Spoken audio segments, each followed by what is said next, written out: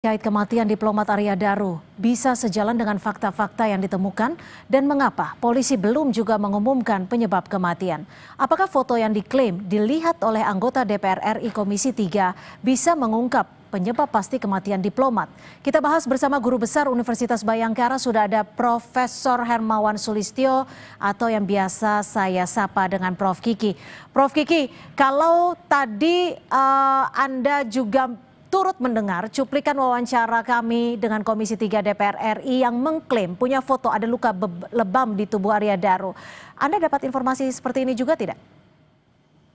Enggak, karena nanti kalau pijakan dasarnya dari foto seperti itu, ribut lagi di sosmed, ribut lagi, itu fotonya asli apa enggak? Itu pakai AI atau tidak, dan seterusnya gitu. Jadi kalau itu harus diperhitungkan. Tetapi kalau scientific based investigation itu mulainya dari ke tubuh korban kan.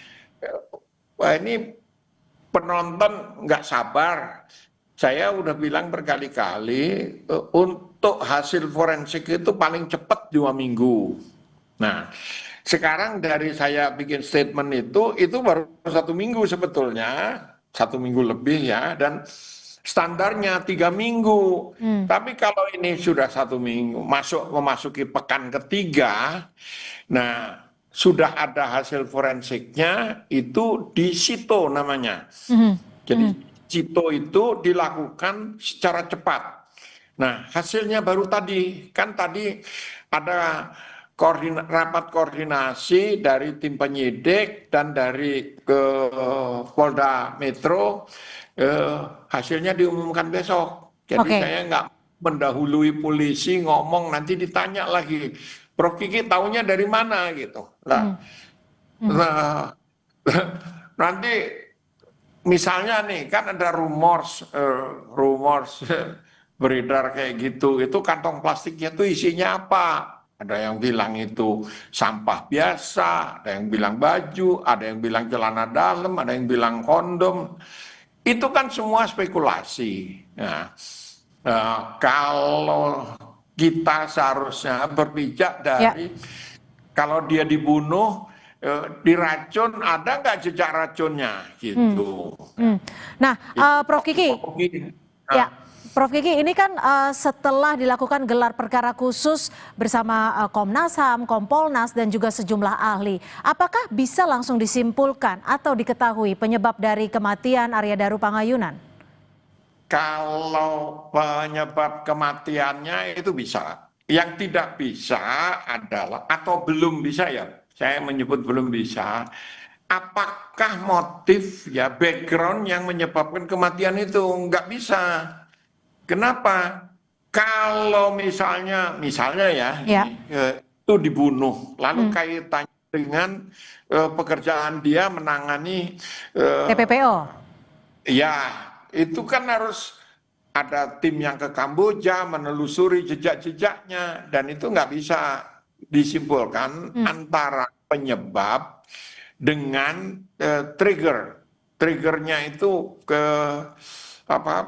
penyebab kematiannya, bukan sebab-sebab yang menyebabkan kematian itu berbeda. Jadi antara sebab-sebab yang sifatnya lebih panjang, lebih lama dengan tadi. Nah, yang tadi dirapatkan itu kan dari hasil forensik, dari hasil otopsi dan lain sebagainya. Otopsi dan lain sebagainya. Ya, Prof. Kiki, ini kan Komisioner Kompolnas Hoirul Anam yang juga ikut dalam gelar perkara tadi mengungkap penyebab kematian Arya Daru sudah diketahui setelah dari hasil otopsi. Anam juga menjelaskan kenapa pengungkapan kasus kematian diplomat muda Arya Daru ini bisa dikatakan terbilang lama. Kita coba dengarkan cuplikan wawancara dengan Hoirul Anam. Pada akhirnya yang ditelusuri sangat kompleks, sangat banyak. Dari rekam jejak digital, banyak variasi yang pada akhirnya juga ditemukan, didalami dan ditemukan. Dari segi otopsi, ya banyak item-item otopsi yang semakin lama semakin dibuka lebih terang, lebih kompleks. Dari segi latar belakang juga ditelusuri lebih dalam dan lebih kompleks. Proses hari ini dengan adanya hasil otopsi tadi, itu semakin jelas penyebab kematiannya. Gimana menurut Anda, Prof. Kiki? Apakah kompleks karena yang bersangkutan adalah seorang diplomat atau memang kompleks untuk kasus-kasus penemuan jenazah seperti ini?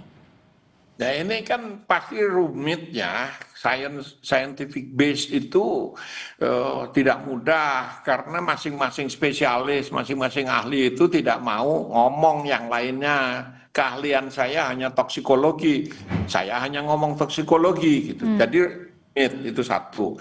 Yang dijelaskan Anam itu adalah modus, penyebab dari modus. Artinya apa? Penyebab perilaku terbunuhnya. Nah, itu berbeda dari motif dan lain sebagainya yang sifatnya lebih panjang. Ya. Harusnya dia perjelas kalau sudah sangat gamblang jelas itu modusnya. Kalau ternyata kalau ternyata dia dibunuh dengan kaitannya dengan pihak negara lain, itu kan akan panjang, nggak bisa diumumkan begitu saja. Gitu. Nah, ini yang harus dipahami antara penyebab dengan modus yang merupakan tindakannya itu sendiri. Gitu. Prof. Kiki, yang menjadi pertanyaan publik adalah ketika penyelidik atau pemeriksa ini mengatakan saat penemuan jenazah akan diumumkan 1 minggu kemudian. Kemudian mundur lagi dari tanggal 19 Juli 2025 polisi menyebut akan diumumkan penyebab kematiannya 6 hari kemudian yang seharusnya jatuh pada 25 Juli lalu. Tapi sampai saat ini juga belum diumumkan. Apakah ini adalah tanda dari keraguan-raguan hasil dari penyelidikan kepolisian atau seperti apa menurut Anda? Yang saya tahu sih diumumkan besok, gitu, satu-satu. Jadi akan diumumkan besok. Yang kedua, kan dalam proses 1 minggu lagi, tiba-tiba ada temuan baru, gitu ya, temuan baru yang sifatnya bukti fisik, gitu. Dan kalau temuan itu menyangkut background korban, itu harus hati-hati polisi. Misalnya nih, ada spekulasi kan itu karena masalah tempat tidur, ada masalah apa. Kasihan korbannya dan keluarganya. Pak, dia sudah menjadi korban, mati, mau dibunuh atau mau bunuh diri itu persoalan lain. Ya. Setelah meninggal masih dihujat, diperkarakan, diomongin kenapa mati, begini begitu. Itu terjadi viktimisasi. Korban sudah mati itu adalah victim, korban. Kemudian dihujat, dipertanyakan segala macam oleh publik.